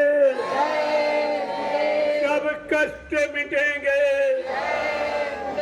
सुख शांति भी देंगे, सबके दाता, सबके मालिक। जय गुरुदेव। प्रेम से बोले, जय गुरुदेव। ये नाम नहीं इंसान का, काम है प्रभु का, ये काम नहीं इंसान का, काम है प्रभु का, प्रेमियों इंसानियत का, मानवता का ये काम है कि आप भारतीय वेशभूषा में आ जाइए, तुम्हारा मन शांत हो जाएगा, मन तुम्हारा सुमिरन ध्यान भजन में लगेगा, मन तुम्हारा सच्चाई की तरफ चलेगा, धीरे धीरे गंदगी से अलग होने लगेगा। इसलिए मैंने इस भारतीय वेशभूषा के बारे में सबसे प्रार्थना की कि देशवासियों, अगर हम सब सच्चे भारतीय हैं, सच्चे हिंदुस्तानी हैं, तो हमें अपनी भारतीय वेशभूषा स्वीकार करनी चाहिए। ये पैंट पतलून ये अंग्रेजों की पोशाक है, ये विषय भोगों की पोशाक है, ये सात्विकता की, ये संत महात्मा की पोशाक, साधक की, भक्त की पोशाक नहीं है। ये आपको ध्यान में रखना चाहिए। अगर भक्ति करना है और आपको मन को बैरागी बनाना है, तो आपको भारतीय वेशभूषा जो ऋषि मुनियों महात्माओं की बनाई हुई व्यवस्था, उसे आपको स्वीकार करना होगा। ये कुर्ता, धोती, कमीज, पजामा, पगड़ी और टोपी, ये भारतीय पोशाक है। देखो कितनी शांति है इसमें, जरा पहन के देखिए कितनी शांति। और संत मत के प्रेमियों को अगर संत मत का लाभ लेना है, अपने जीवात्मा को जगाना है, तो ये पोशाक को आपको आना पड़ेगा। ये लिबास से वेशभूषा ये भक्तों की और साधकों की है, इसलिए आपको इसका इशारा किया है। और महिलाएं जो मीराबाई और सेजोबाई के इतिहास को उज्जवल बनाना चाहती हैं और स्वतः परमात्मा की प्राप्ति करनी है, उनको भी अधिकार है, वो भी सादगी में आ जाए। तुम्हारे वेशभूषा सादगी, तुमने विदेश की नकल की है, तुमने भोगी मुल्कों देशों की आपने नकल की है, इसलिए तुम्हारे अंदर निरंतर भोग की भावना बढ़ती चली जा रही, भोग ही रोग बन के निकलता है, भोग रोग का कारण बन जाता है। इसलिए सबको अपनी भारतीयता की गौरव गरिमा को ध्यान में रखते हुए हमें आपको ये सब, किसी राजा को आप देख लीजिए, किसी सम्राट को देख लीजिए, उनकी पोशाक क्या थी और आज के राजा की पोशाक अंग्रेजों की नकल किए घूम रहा है, अंग्रेजों की बातों का प्रयोग करता, अंग्रेजी खान पान को यानी प्रोत्साहन देता, वो तो अंग्रेज का गुलामी माना जाएगा, उसे हिंदुस्तानी और भारतीय कहलाने का कोई अधिकार नहीं, कोई अधिकार नहीं। राजाओं की देखिए पोशाक, सम्राटों की पोशाक थी। आपको पता चल जाए कि राजा और रैयत किस वेशभूषा में रहते हुए उसकी मर्यादा को कायम रखने के लिए आपको अपनी भारतीयता को कायम रखने के लिए भारतीय पोशाक को करना, धारण करना ही पड़ेगा, तभी आप अपने मन को शांति दे सकते हैं, विषय भोगों से मन को अलग कर सकते हैं और प्रभु के भजन साधना में आप लगा सकते हैं। ऐसे थोड़ी कह दिया गया, इसमें तमाम लाभों का समावेश है। जय गुरुदेव, जय गुरुदेव, जय गुरुदेव, जय गुरुदेव, जय गुरुदेव। नाम किसका? प्रभु का, प्रभु का प्यारा नाम। जय गुरुदेव। अब आप लोग लाइन से खड़े हो जाओ, मैं आपका दर्शन करूं, क्योंकि सबसे एक बार की मिलना तो मुश्किल ही था लोगों को, कुटी में इतनी जगह नहीं कोई आपको बुला के वहां मिलूं। सबसे मिलने का ये तरीका एक लाइन में महिला, एक में पुरुष, शांति के साथ मैं आपका दर्शन करूं आप सबको प्रणाम करूं, क्योंकि आप बाल बच्चे परिवार छोड़कर यहाँ आए हो। इतना तो त्याग आपने किया और तपस्या भी कर रहे हो कि जमीन पर सोना, गर्मी में रहना, ये सब तपस्या ही तो है। तो ऐसे तपस्वी का, त्यागियों का दर्शन बड़े भाग से होता है। मैं आपका दर्शन करूंगा, आप सबको प्रणाम करूंगा और आपको प्रसाद दूंगा। ये तीनों काम हिंदुस्तान में कोई नहीं कर रहा। प्रसाद तो आपको कोई दे ही नहीं सकता और कभी नहीं दिया, और कभी देगा भी। इतने दिन से आप मंदिर में, मस्जिद में, गिरजाघर, गुरुद्वारों में, तीर्थ में, मूर्त में, नदियों किनारे जाते हो, कोई प्रसाद देता आपको? किसी ने प्रसाद आपको नहीं दिया। क्यों? प्रसाद कोई बना नहीं सकता। प्रसाद बनाने का अधिकार आप सबको नहीं है। प्रसाद कौन बनाएगा? किसने अपने सदगुरु को उनके आदेश हुक्म का पालन करके उनको खुश कर लिया, उनके बच्चों को अपने जीवन का आधार बनाकर जो जीवन को निकालता है, वो अपने सदगुरु की दया किसी भी ऐसी चीज में शामिल करके प्रेमियों को प्रसाद बना के उनका लाभ करा सकता। ये अधिकार उसको, तो आप ले लीजिए प्रसाद। मैंने पूरे हिंदुस्तान में प्रसाद बांटा और आज भी बांट रहा हूं पूरे। ये काम पहले भी किसी ने नहीं किया और आज भी नहीं कर रहा। और जो आखिरी दिन मैंने जो करके दिखाया वो तो एक अनोखा चमत्कार है कि ग्राम वासियों को निमंत्रण और कन्या पूजन, ये कोई नहीं जानता, ये कोई नहीं कर सकता, न राजा न प्रजा, ये कोई नहीं। मैंने क्यों किया है? मैंने सतियों की भूमिका और दूरदर्शी व्यवस्था को सिद्ध करने के लिए आपके सामने ये पहले से नमूना बना के रख रहा हूँ कि दूरदर्शी आने पर सबको भोजन, सबको रोटी मिलेगी और सबकी बेटियों की रक्षा होगी। रोटी और बेटी जो दो बिंदु हमने रखे हैं वो इसी बात के परचाई कि आगे आगे दूरदर्शी व्यवस्था लागू होने पर, सतयुग आने पर सबको रोटी दी जाएगी। कोई जात बिरादरी नहीं पूछी जाएगी, कोई अति प्रेमी व्यवहारी नहीं पूछा जाएगा। हर भूखे को रोटी और हर बेटी की रक्षा। कोई जात पात नहीं, कोई छोटा बड़ा, कोई गरीब अमीर की बात नहीं, सारी बेटियों की रक्षा। और आपको दो ही चीजें चाहिए, जीवन जीने के लिए रोटी और लोक लाभ और परिवार में इज्जत, आबरू के लिए बेटी की रक्षा। और आपको क्या चाहिए? ये दोनों बिंदु मैंने पकड़े हैं जो आज तक कोई न राजनीतिक और न कोई धार्मिक किसी ने भी इन बिंदुओं पर भी दृष्टि नहीं डाली कि रोटी बेटी का मतलब था। मैं वो भी तो करके दिखा रहा हूँ। मेरा कोई काम करने में नहीं, सब आपके सामने। अब न समझ पाओ, न अपना पाओ, न विश्वास कर पाओ तो तुम्हारी बात हो। जय गुरुदेव, जय गुरुदेव। अब आप लाइन से खड़े हो जाओ, मैं आप सबका दर्शन करूं, एक एक को प्रणाम करूं और ये महाप्रसाद आप ऐसे मिलेगा। जय गुरुदेव, जय गुरुदेव। चलो प्रेमियों खड़ा डालिए। प्रसाद आया कि नहीं हो?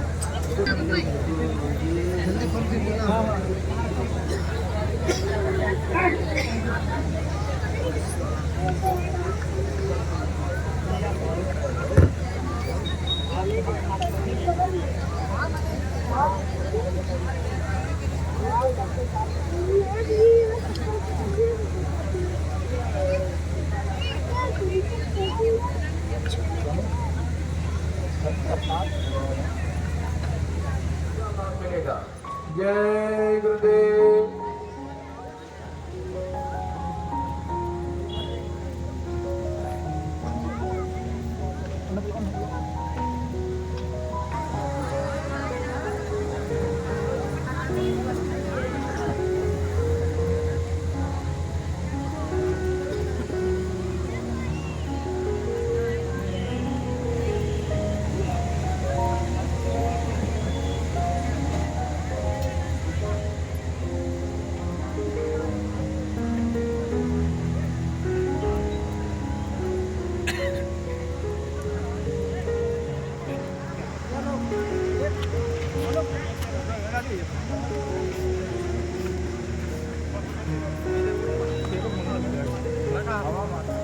राजू